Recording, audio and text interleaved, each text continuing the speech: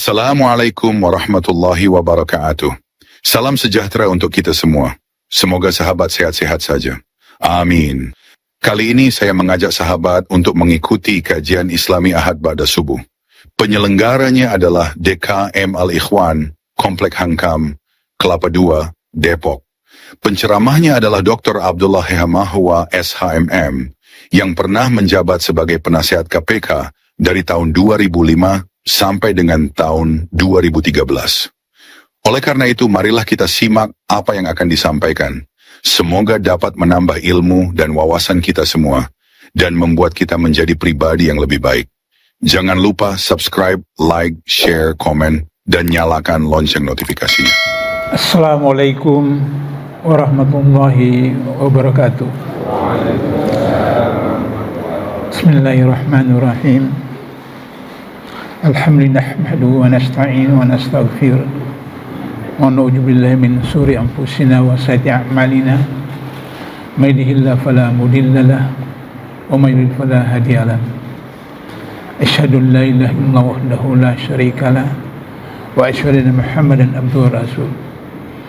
Amma ba'du fa ibadallah, usikum wa iyyakum bitaqwallah faqad fazal muttaqun. Qala ta'ala Al-Qur'anul Karim, a'udzubillahi minasyaitonir rajim. Ya ayyuhalladzina amanu ista'inu bis-sabri was-shalah. Innallaha ma'as sabirin. Wa la tadhlimu yuqtalu fi sabilillahi amwat bal ahya'u walakin la tash'urun. Wa lanabluwannakum bisyai'in minal khawfi wal ju'i wa naqsin minal amwali wal anfusi was-samarat wa basyiris sabirin. Alladzina idza asabathum musibah qalu inna lillahi wa inna ilaihi raji'un. Ulaika alaihim salawatun min rabbihim wa rahmah wa ulaika humul muhtadun. Jemaah salat subuh insyaallah rahmati Allah SWT. Tidak henti-hentinya kita menyampaikan rasa syukur, puja dan puji kepada Allah SWT yang atas rahmat, taufik dan hidayahnya kita masih memiliki nikmat iman, nikmat Islam, nikmat kesehatan, nikmat kesempatan, sehingga kita dapat bermuajahah di masjid ini dalam rangka melaksanakan kewajiban ain salat subuh berjemaah, dan kita lanjutkan dengan sedikit talabul ilmi. Tidak lupa salawat dan salam kepada junjungan kita besar Muhammad sallallahu alaihi wasallam, keluarga, sahabat, tabi'in, tabi'in sampai kepada kita sekalian. Saya dalam tahun ini dan dari tahun lalu membicarakan tema paradigma ketauhidan, inti dari semua agama langit, di mana ada tema Allah sebagai perencana, Allah sebagai pencipta, Allah sebagai pemilik, Allah sebagai penguasa, Allah sebagai pentadbir, Allah sebagai pengawas, dan Allah sebagai hakim pemutus segala urusan makhluknya. Kita sudah membahas 2 bulan lalu Allah sebagai perencana dan Allah sebagai pencipta. Hari ini saya ingin komunikasikan dengan tema yang ketiga, Allah sebagai pemilik. Di dalam banyak ayat Allah menjelaskan tentang dirinya adalah pemilik. Ayat yang populer dalam masyarakat Melayu, Indonesia, Malaysia, Singapura, Thailand yang disebut dengan ayat kursi dalam surat Al-Baqarah 255. Di sana dijelaskan, a'udzubillahi minasyaitonir rajim. Wallazi khalaqakum fil ardi jami'an tsumma Allahu la ilaha illa huwal hayyul qayyum la ta'khudhuhu sinatun wa la nawm lahu ma fis samawati wa fil ardh. Al-ayat. Langit dan bumi itu adalah milik Allah. Sehingga dengan begitu maka apakah manusia, apakah malaikat, apakah jin, apakah hewan, apakah tumbuhan, apakah air, apakah udara, seluruhnya adalah milik Allah. Sebagai pemilik, maka kapan saja diambil barangnya itu. Di dalam masyarakat kita biasa kita kenal ada namanya hak milik, sertifikat hak milik rumah, milik gedung, masjid dan seterusnya. Tapi ada juga yang disebut dengan hak guna bangunan. Jadi kita hanya diberikan hak untuk membangun, dan hak guna bangunan itu biasanya ada 25 tahun, ada 50 tahun, dan diperpanjang. Karena itu maka dalam kehidupan sehari-hari ada orang yang umurnya cuma 1 hari, bayi. Ada umurnya 25 tahun, ada umurnya 50 tahun, ada umurnya 100 tahun, ada umur sampai 120 tahun. Nabi Nuh misalnya 1000 tahun lebih.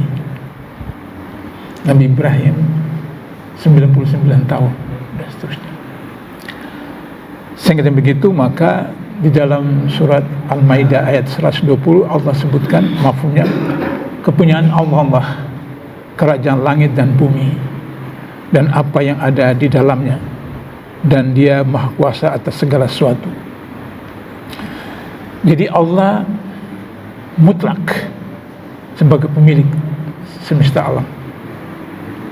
Segala sesuatu yang ada di langit dan bumi termasuk kehidupan manusia adalah milik Allah. Jadi tubuh kita dengan semua komponennya, kemudian pemikiran kita, ilmu pengetahuan yang kita punya, semua adalah milik Allah. Karena itu dalam beberapa riwayat hadis disebutkan Allah mencabut miliknya itu secara bertahap. Misalnya pertama ulama-ulama diambil. Jadi kalau ulama-ulama diambil artinya ilmu itu diambil. Baru kemudian sampai kepada fisik. Bukti nyata saya sekarang sholat pakai kursi. Dalam usia 79 tahun Allah mengambil satu milik yang diberikan kepada saya dalam bentuk sholat yang sempurna, sujud. Meskipun itu karena kelalaian saya, jatuh tergelincir di kamar mandi, tapi saya menyadari bahwa itu adalah tahapan di mana Allah mengambil pelan-pelan. Ada yang istri diambil dulu, ada suami yang diambil dulu, ada anak yang diambil dulu, dan seterusnya. Sehingga dengan begitu maka kita hanya punya hak guna bangunan. Sehingga dengan begitu ada beberapa substansi yang akan kita komunikasikan pada subuh ini. Pertama, manusia hanya sebagai khalifah,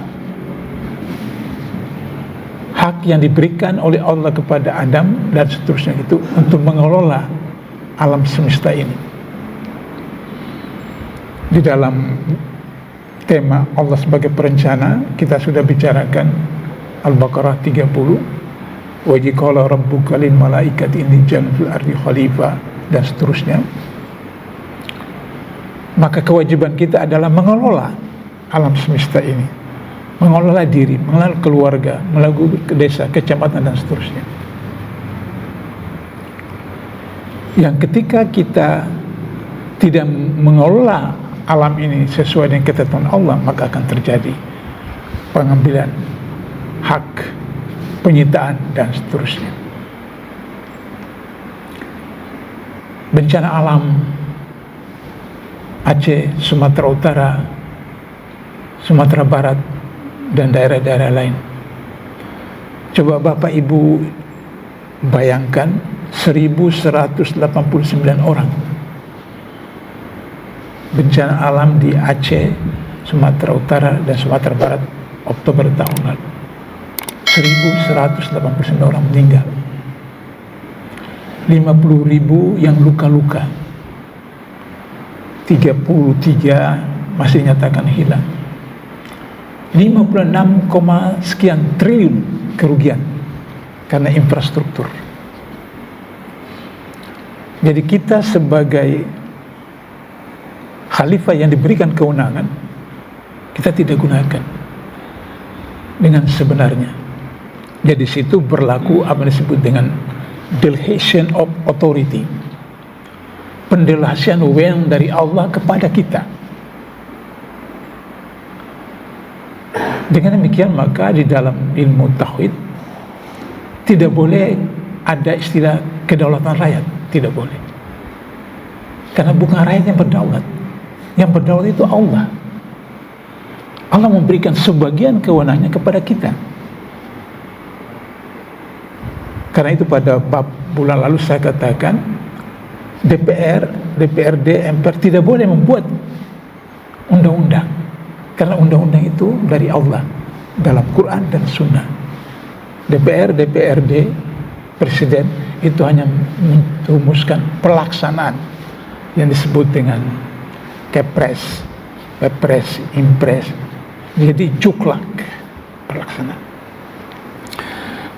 Nah karena itu maka di dalam An-Nisa 126 kata Allah, kepunyaan Allah apa yang ada di langit dan apa yang di bumi, dan adalah pengetahuan Allah maha meliputi segala sesuatu.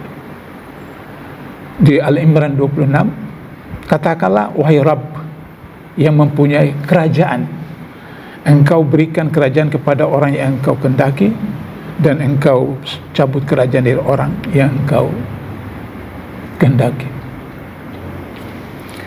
Fir'aun begitu luar biasanya angkuhnya, sombongnya, sehingga dia mengatakan dia adalah Tuhan bagi orang Mesir. Bahkan dia perintahkan Hamam, Perdana Menterinya, buat tangga ke langit supaya saya mau lihat Tuhan yang Musa. Begitu sombongnya, angkuhnya. Pada pengajian yang lalu saya pernah singgung, Firaun itu tidak tidur sebelum memastikan tidak ada rakyatnya di Kairo, di Mesir yang kelaparan, yang kehausan, yang kedinginan, yang tidak punya tempat tidur. Itu Firaun. Dalam soal pengelolaan itu Firaun luar biasa. Dia pastikan tidak ada warganya yang kelaparan, kehausan, kedinginan. Satu-satunya kesalahan dia adalah dia sombong bahwa dia adalah Tuhan dan Allah mencabut. Qarun, sepupu Nabi Musa, beliau minta kepada sepupunya Nabi Musa supaya mendoakan supaya beliau bisa mendapat rezeki. Maka jadilah dia kaya luar biasa. Bapak Ibu coba imagine, gudang dari Qarun itu punya kunci itu dibawa oleh beberapa orang, memikul kunci-kunci gudangnya. Bisa kita bayangkan betapa kayanya itu Qarun. Tapi ketika dia sombong, dia takabur, dia angkuh, dia katakan ini adalah hasil usaha saya, Allah cabut, tenggelamkan beliau dengan seluruh hartanya di satu danau yang kurang lebih 2 jam dari kota Kairo. Yang kalau Bapak Ibu ke sana bisa melihat tempat itu. Danau itu masih ada sampai sekarang. Jadi konten atau substansi pertama dari Allah sebagai pemilik, pertama kita hanya menjadi wakil, menjadi pengguna dari kewenangan yang diberikan Allah kepada kita, yang kalau kita tidak gunakan sesuai dengan ketentuan yang ada, maka Allah akan cabut. Yang kedua, kita tidak boleh sombong, tidak boleh angkuh, tidak boleh takabur, karena apa yang kita miliki itu hanya titipan. Soekarno presiden seumur hidup, proklamator, tidak hanya terkenal di Indonesia, hampir di seluruh dunia. Kita kalau ke beberapa negara, Arab Saudi, Thailand dan seterusnya, yang disebut adalah Ahmad Soekarno. Mereka kenal saja Indonesia itu Ahmad Soekarno. Diambil kekuasaannya, diusir dari istana tahun 67. Soeharto 32 tahun. Bapak pembangunan yang menciptakan berbagai infrastruktur. Kemudian sandang pangan, papan. APBN kita waktu itu 50% itu dari minyak. 50% dari minyak. Itu pun juga bocor masih. Hari ini APBN kita 80, sekian persen dari pajak rakyat. Jadi ketika sombong angkut takabur. Yang ketiga, Allah sebagai pemilik, maka kemudian kita tahu bahwa apa yang kita miliki itu ada hak orang lain. Warung, kedai, toko, mal, dan siapa saja pedagang, pengusaha, kalau tidak ada orang datang belanja, kalau tidak ada orang datang beli di situ, maka by time secara perlahan tutup, bangkrut, karena dia akan makan modalnya.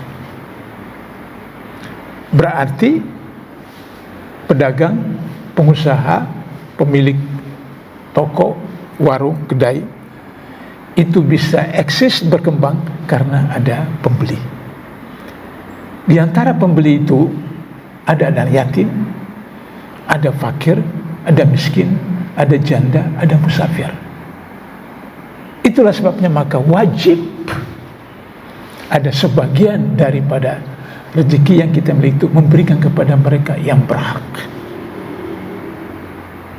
yang dikenal baik dalam bentuk zakat mal, zakat harta, infak, sedekah, wakaf, dan seterusnya. Jadi itu substansi dari Allah sebagai pemilik, di mana kita hanya mengelola. Substansi berikut adalah kemudian kita merasa nyaman. Merasa nyaman. Kenapa merasa nyaman? Karena ya tidak apa-apa. Saya harus salat pakai kursi, tapi saya bersyukur karena saya bisa jalan. Saya bisa beri ceramah, saya bisa menulis artikel, bisa meman, saya bersyukur. Itu nikmat. Kaki saya sebelah terpotong, alhamdulillah masih ada sebelah yang bisa pakai kursi roda dan seterusnya. Tangan saya sebelah hilang, inna lillahi wa inna ilaihi raji'un. Masih ada tangan sebelah kiri. Tangan kiri juga tidak ada. Bapak ibu biasa nonton di YouTube, ada yang tidak punya tangan, kakinya ada. Beliau menjahit dengan menggunakan kaki. Ada yang punya tangan, tidak punya kaki, maka didorong oleh istrinya pakai kursi. Ada yang tidak punya tangan, tidak punya kaki, maka dia melukis dengan lidahnya.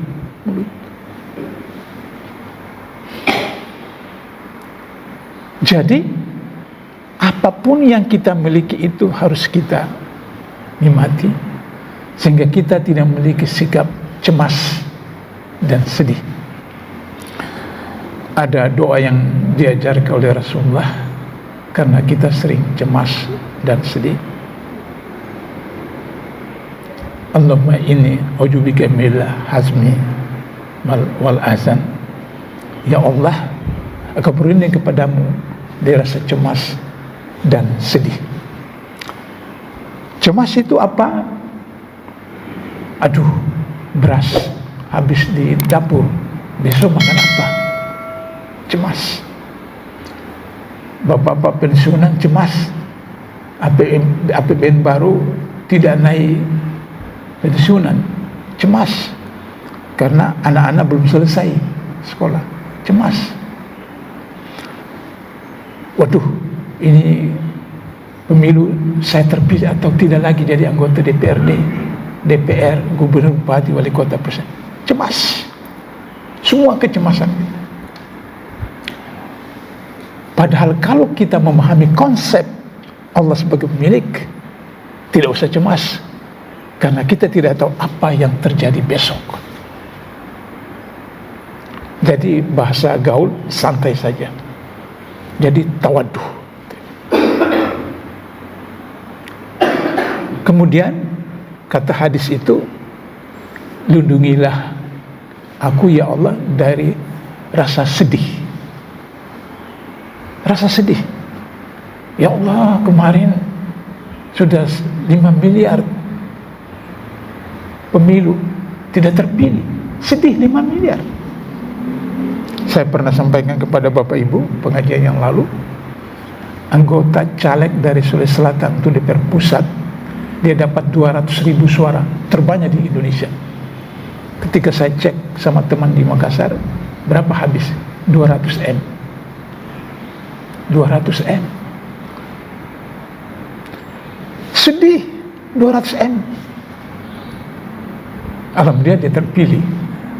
Problemnya adalah untuk menggantikan 200 M itu gimana?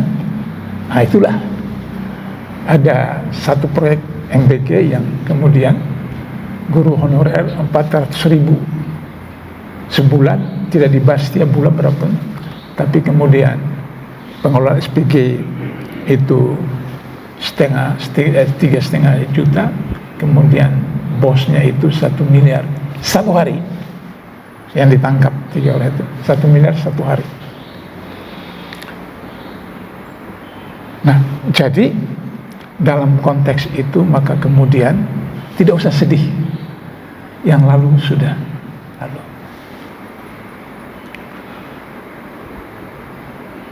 Dari konteks itulah maka kemudian kita menjadi orang yang peduli kepada orang lain. Sekali waktu Ali bin Abi Thalib diminta oleh istrinya semacam ngidam begitu, buat delima.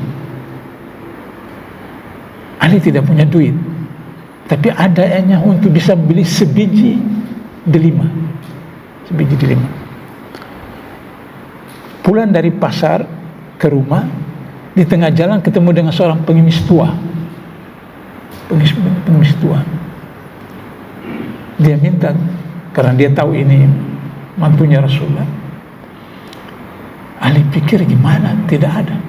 Maka kemudian Ali pecahkan itu buat delima separuh, kasih kepada pengemis itu. Sampai di rumah lebih kurang sejam, datang tamu mengetuk pintu, memberikan delima 5 biji. Ada riwayat yang mengatakan 10 biji. Tapi ketika Ali membuka tempat itu, ditemukan bukan 5 biji tapi 4 biji. 4 biji. Ali heran, kenapa kok 4 biji? Loh, emangnya kenapa? Mestinya 5 biji. Lantas kemudian jiran yang menyampaikan itu dia keluarkan, maaf, saya cuma mau mengetes Anda, betul atau tidak. Jadi dalam Al-Quran itu disebutkan bahwa satu kebaikan itu dibalas minimal 10 sampai 700. Jadi karena beliau memberikan separuh buat delima, maka minimal 10 kali setengah 5 biji. Itu kontan, ayat itu kontan. Nah, kepedulian itulah yang kemudian terjadi ukhuwah, baik sesama muslim maupun non muslim, di dalam ketentuan Piagam Madinah 49 pasal, tetangga yang muslim, non muslim haknya satu. Dia sakit perlu dibantu, lapar perlu dibantu, anaknya tidak bisa sekolah pinjam uang bantu. Non muslim tidak dapat zakat. Muslim haknya dua, sakit bantu, lapar bantu, anaknya tidak bisa sekolah, tidak bayar SPP bantu, dapat zakat, baik fitrah maupun zakat mal kalau memenuhi syarat. Yang ketiga, tetangga muslim, hubungan keluarga, maka haknya tiga. Yang pertama, yang kedua, dan ketiga. Kalau dua orang tetangga, keluarga dan bukan keluarga, statusnya sama sebagai orang yang berhak mendapat, maka diberikan kepada yang punya hubungan keluarga. Karena di dalam konteks pertanggungjawaban di akhirat itu, kita bertanggung jawab terhadap keluarga besar kita dalam hal seperti itu.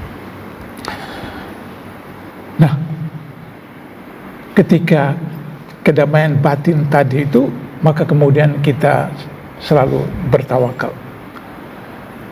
Rumus terakhirnya adalah ikhtiar, doa, tawakal. Ikhtiar harus kerja karena kita khalifah, ikut SOP. Sudah itu kemudian kita berdoa. Nabi Ibrahim dengan anaknya selesai merenovasi Ka'bah, kemudian beliau berdoa, ya Allah, ridailah perjuangan usaha kegiatan kami. Sudah itu kemudian bertawakal, fa iza azamta fatawakkal ilallah. Dengan demikian maka kita akan memahami konsep pemilik dari Allah, dan kita menjadi mandataris dari Allah untuk melaksanakan tugas sebagai kepala rumah tangga, sebagai istri, sebagai anak, sebagai ketua RT, RW, kepala desa, camat, bupati, wali kota, gubernur, menteri presiden. Maka insya Allah baldatun thayyibatun wa rabbun ghafur, cepat atau lambat itu bisa tercipta. Barangkali saya cukupkan di sini karena ada kegiatan lain lagi. Subhanallahumma asyhadu anta astaghfiruka wa atubu bila taufiq hidayah. Assalamualaikum warahmatullahi wabarakatuh. Terima kasih telah menyaksikan video ini hingga selesai. Jika video ini bermanfaat, jangan lupa like, share, subscribe dan nyalakan lonceng notifikasinya. Tetap jaga kesehatan. Sampai jumpa di video berikutnya. Wassalamualaikum warahmatullahi wabarakatuh.